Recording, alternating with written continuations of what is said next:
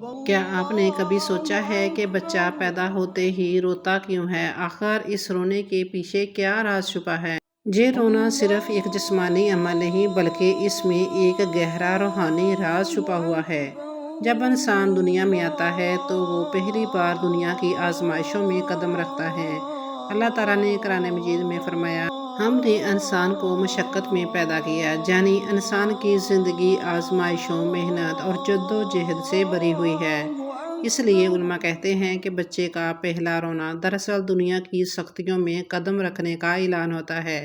بچہ پیدا ہوتے ہی روتا کیوں ہے؟ محترم ناظرین، سائنس اور قرآن و حدیث کی روشنی میں ایک حیرت انگیز حقیقت پر نظر ڈالتے ہیں تو پہلے آئیے سائنس کے بارے میں جانتے ہیں کہ بچہ پیدا ہوتے ہی روتا کیوں ہے۔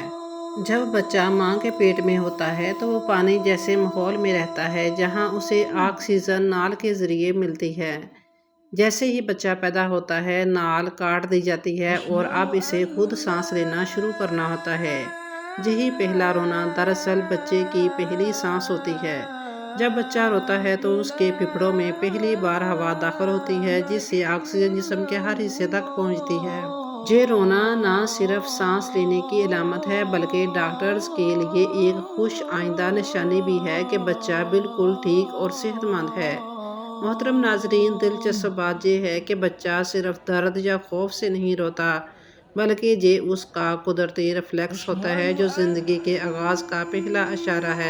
سبحان اللہ! زندگی کا آغاز ایک آنسو سے ہوتا ہے مگر یہی آنسو زندگی کی خوشخبری بھی ہوتا ہے۔ بچہ جب دنیا میں آنے کے بعد روتا ہے، اس کے اس عمل پر غور کیا جائے تو انسان کے دماغ میں ایک سوال پیدا ہوتا ہے کہ آخر ایسا ہوتا کیوں ہے؟ ہمارے سامنے حضور اکرم صلی اللہ علیہ وآلہ وسلم کی حدیث مبارکہ آ گئی جس سے معلوم ہو گیا کہ آخر کیا وجہ ہے۔ جب بچہ اس دنیا میں آتا ہے، قدم رکھتا ہے تو اس کے رونے کی آواز سنائی دیتی ہے۔ بچہ کن وجوہات کی بنا پر اس دنیا میں آ کر روتا ہے، چیختا ہے؟ آخر اس کے ساتھ کیا ماجرا پیش آتا ہے؟ حضرت ابو ہریرہ رضی اللہ تعالیٰ عنہ روایت کرتے ہیں کہ رسول اکرم صلی اللہ علیہ وآلہ وسلم نے ارشاد فرمایا کہ کوئی انسان ایسا نہیں پیدا کیا گیا جسے پیدائش کے وقت شیطان نے نہ چھوا ہو، یعنی کہ پیدائش کے بعد ہر بچے کو شیطان ٹچ کرتا ہے تو وہ بچہ شیطان کے چھونے کی وجہ سے اس کیفیت میں آتا ہے کہ وہ رونے لگتا ہے، چیخنے لگتا ہے۔ مگر حضرت مریم اور ان کے بیٹے حضرت عیسیٰ علیہ السلام کو شیطان نے نہیں چھوا۔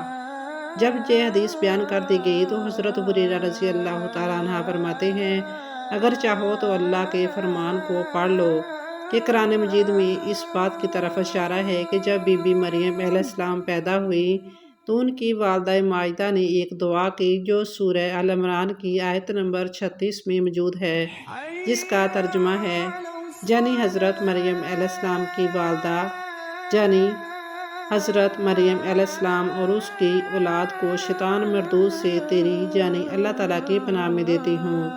حضرت ابو ہریرہ سے روایت کرتے ہیں کہ رسول اکرم صلی اللہ علیہ وآلہ وسلم نے فرمایا، حضرت عیسیٰ ابن مریم کے سوا انسان کے پیروں میں جب وہ پیدا ہوتا ہے تو شیطان اپنی انگلی چبوتا ہے، یہ روتا اس چبونے کی وجہ سے ہے۔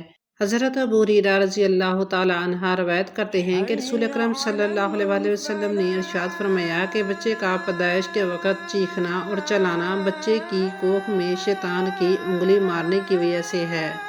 ولادت کے بعد نومولود کے کچھ حقوق ہوتے ہیں، جس میں سب سے پہلی جو چیز آتی ہے وہ ہے تحمیل۔ اس کا معنی کسی چیز کو چبا کر نرم فرمانا ہے۔ نومولود کے منہ میں کھجور جیسی کوئی میٹھی چیز چبا کر ڈالی جائے اور یہ عمل مستوم ہے۔ حدیث میں وارد ہے، ام المومنین حضرت عائشہ صدیقہ رضی اللہ تعالیٰ عنہا سے مروی ہے کہ اللہ کے رسول نبی اکرم صلی اللہ علیہ وآلہ وسلم کے پاس بچوں کو لایا جاتا تو آپ صلی اللہ علیہ وآلہ وسلم ان کے لیے برکت کی دعا کرتے اور ان کی تحمیق فرماتے۔ چنانچہ ایک بار ایک بچے کو لایا گیا، اس نے آپ صلی اللہ علیہ وآلہ وسلم کے اوپر پیشاب کر دیا۔ آپ صلی اللہ علیہ وآلہ وسلم نے پانی منگوایا اور پیشاب کی جگہ پر چھینٹا مار دیا اور اسے دھویا نہیں۔ اسی طرح جو دوسرا حق ہے وہ یہ ہے کہ بچے کا صحیح اسلامی نام رکھا جائے۔ بچے کا نام اسلامی ہونا چاہیے، جیسے کہ عبداللہ یا عبد الرحمن۔ اس طرح کے نام رکھے جانے چاہیے۔ جبکہ تیسرا حقوق بیان کیا جاتا ہے وہ یہ ہے کہ نومولود کی پیدائش کے 7ویں دن اس کے بال کاٹ کر اس کے وزن کے برابر چاندی خیرات کر دے۔ حضرت علی رضی اللہ تعالیٰ عنہ کہتے ہیں کہ رسول اکرم صلی اللہ علیہ وسلم نے حسن کی طرف سے ایک بکری عقیقہ کی اور فرمایا، فاطمہ اس کا سر مونڈ دو اور اس کے بال کے برابر چاندی صدقہ کرو۔ فاطمہ نے ان کے بالوں کو تولا تو اس کا وزن 1 درہم کے برابر یا اس سے کچھ کم ہوا۔ اس کے بعد جو چوتھا حق بتایا جاتا ہے وہ ہے حقیقہ۔ حقیقہ کا معنی پھاڑنا یا کاٹنا ہے۔ اسلامی شریعت کے اعتبار سے نومولود بچے کی پیدائش کے بعد ذبح کیے جانے والے جانور کو عقیقہ کہا جاتا ہے۔